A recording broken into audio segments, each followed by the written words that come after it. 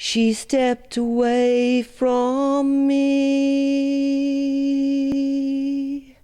and she moved through the fair. So, and all the benches in all the world, I sit down here and someone has written about something I co-created and wrote episodes of, which is H2O, Just Add Water.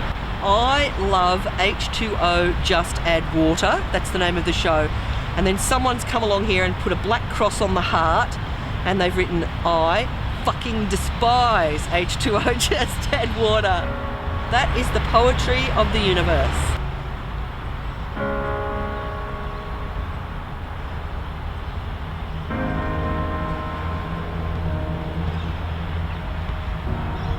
Susan feels the everyday life struggles of being a QUT educator and a creative writer. Teaching wasn't something I ever expected to do. Like, if you told me 10 years ago, in 10 years' time you'll be sitting in an office in QUT talking to Phil, I would have been like, what have you taken? Like, what hallucinogenics are you on, and do you need me to take you to the emergency room? I just wish I didn't have to do things like sleep, eat, wash my clothes, deal with my hair, deal with people, pay bills, go out and about. Because then if I could just be a brain in a jar linked up to a screen, fantastic. 6 or 7, I made up my mind. I said to my mother, I'm going to be a writer, and that was it. What is your purpose for writing? My purpose for writing? Look, I wouldn't say... Actually, that's a good question. What's my purpose for writing? Look, I really have to write. Writing's my natural state. I don't have a choice. I have to do it. If I don't write, I start to feel crazy. Stuff in my head has to come out.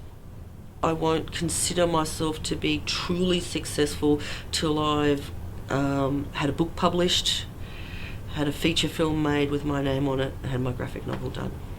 The worst thing any writer can have is fame.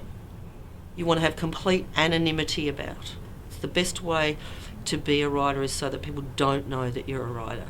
Being able to sit on a park bench when someone's talked about your work, or sit next to someone on a bus who's talking about something that you wrote on TV the night before and they don't know it was you, that is the biggest buzz of all. Susan is a big believer in Carl Jung's theory, in which recreating situations from when you were a child is a shortcut to creativity. It's vital in order to access creativity, to play with toys, to recreate the situations that you had when you were a child by playing with toys in an uninhibited, joyful way, and that's a gate opener. It opens a gate to creativity and will help you to have more fun and to be more creative as an adult. The biggest influence on me was a great Australian artist called Valley Myers. She would say to me, never leave stuff, do it now. Don't leave it, because you don't know what's around the corner. Don't think one day I'll do this or one day I'll do that. And she said, when you get to a point where you are good at something, and you'll know you're good at it because other people will recognise it and pay you for it, or you'll start getting awards. And that's not what matters to an artist, but it's recognition comes and you just go, it's incidental to your journey. She said, then you know you're in a position where you have to do what I'm doing with you now. You have to teach. How would you describe Susan in one word? Strong-willed. Extremely bubbly. Enigmatic. Witty. She's really fucking cool. Susan, when she's in the lecture theatre, is a performer. She was just fun.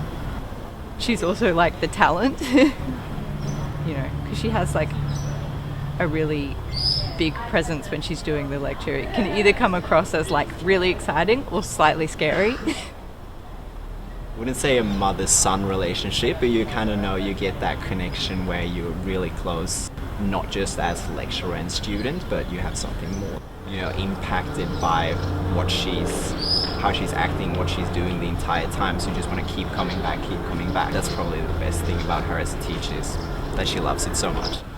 The thing about teaching that is so miraculous and wonderful, that you see people, you give them some knowledge, and then you see them just take it and run with it and make it their own. So I see my students as all these like lotus bulbs sitting in front of me, and I just watch them open up, and that is the joy of teaching.